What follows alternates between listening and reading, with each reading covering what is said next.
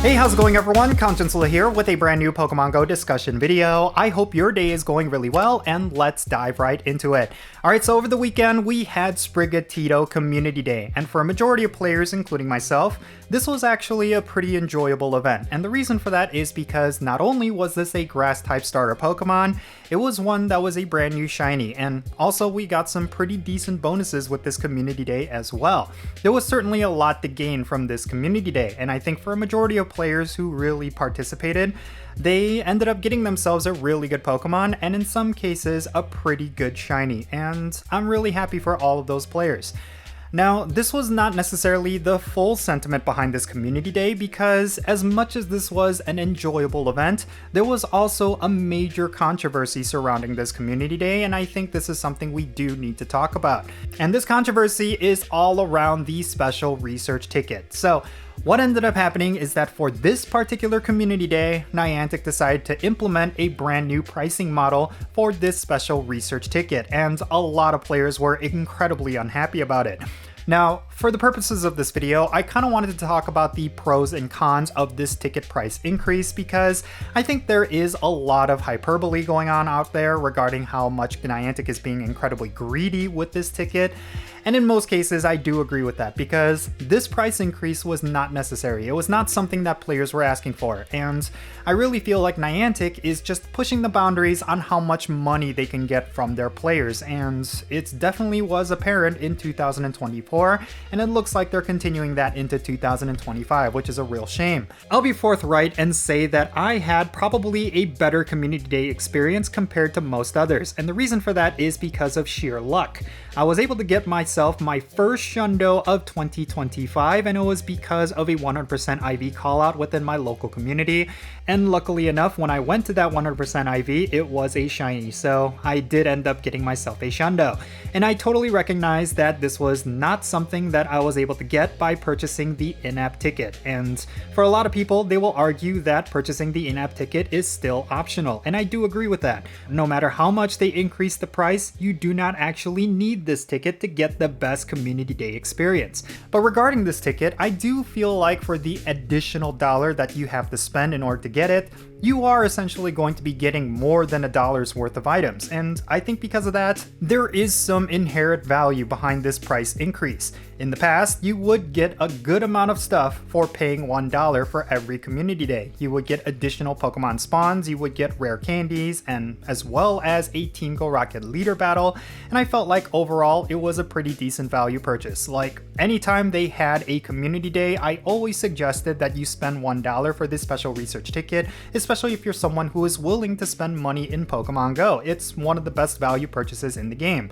However, with the price increase, now that comes into question because with the stuff that they now offer for $2 USD, it really is something that is not necessarily going to be for everyone. And I think that's something you do need to be careful about because for the most part, they are still offering a lot of the same stuff from the previous ticket. That is not going to change, but they did add a couple of extra stuff for the $1 extra. First and foremost, they're going to give you a premium raid pass, which is definitely something new, and most players will argue that because premium raid passes typically cost about 100 Pokecoins within the Pokeshop individually, that alone is about an additional $1. But you also get yourself a Rare Candy XL, which is also something that a lot of players will say has a lot of value, and then on top of that, you do get some premium items that I don't necessarily feel like is worth that much more, but yeah, I do think you do get an additional $1's worth of stuff, but it's not substantial enough where I feel like the increase in price is justified. That's just my own personal opinion.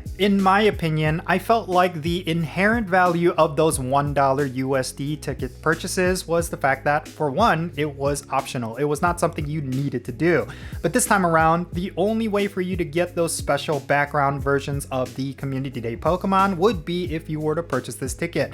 And yeah, I think for this particular Community Day, they did offer a follow-up research where you would be able to get yourself a couple of Sprigatitos with the background, but I feel like what Niantic is working towards is making this an exclusive part of this purchase, which means if you want some of the most exclusive and the most special versions of the Community Day Pokemon, eventually you might have to pay for those, and once again, that is one form of Niantic paywalling this game. And my major concern with this is that Niantic is starting to set a precedent. They're going to be pushing the boundaries for what they could charge for with Pokémon GO, and I really do think that as this ticket continues to be purchased, Niantic is going to start doing a lot more shady things, and I can almost guarantee that.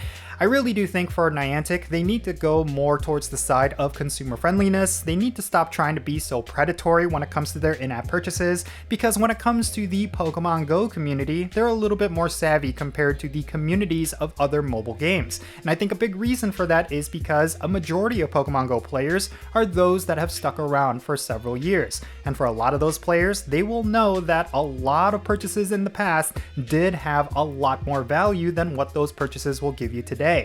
And yeah, that is something Niantic needs to be aware of. There's going to be more players like myself. They're going to know just based off experiences that in the past, you definitely got more bang for your buck. And yeah, I really am concerned for this game because even though this is not necessarily that substantial of a price increase, it really does show that Niantic is going to continue to push the boundaries for what they could charge for, and in the future there's going to be a lot of stuff that's going to be completely paywalled and it's going to require you to spend money in order to get. And yeah, that's really what I want to talk about regarding this whole topic. I am really concerned. I really do think that we as a Pokemon GO community need to continue discussing this, and we need to be more resistant towards what Niantic is doing. If otherwise, they're just going to keep pushing the boundaries, and eventually we're going to get to a point where the only way to get the coolest stuff is we're going to require an in-app purchase. I can almost guarantee that. But yeah, in any case, that's going to be it for this video. Let me know your thoughts regarding everything that I talked about down below. How are you feeling regarding this price increase? Are you completely okay with it? Do you feel like it's not necessarily that bad of a deal? Or do you feel like this is something that Niantic should stop doing? Definitely share those thoughts in the comments down below, and let's have a great discussion. Thank you so much for making it all the way to the end of this video. I really hope you enjoyed it. If you did, make sure you hit that like button and subscribe if it's your first time here. And don't forget that little bell so you can stay up to date on whenever I upload videos. And real quick, let me give a shout out to all of my patrons on Patreon. You make this channel content possible. If you want to support the Jinsula channel, the absolute best way to do so is always going to be by joining my Patreon. If you become a paid Patreon member, you get the added benefit of becoming a permanent spot on my in-game Pokemon GO friends list. So that means for stuff like remote raids and the friendship system, if you want to play Pokemon GO with me, then make sure you go and check out my Patreon. And if you want to support my channel in a completely different way, you could always do so by following me on social media. My handle is @Jinsula. I'm on the platforms that you see on screen. Make sure you go over there and give me a follow, and you'll get exclusive access to some cool content. So yeah, that's going to be it for this video. I'm Jinsula. Be safe, have fun, love yourself, and I'll catch you in the next one.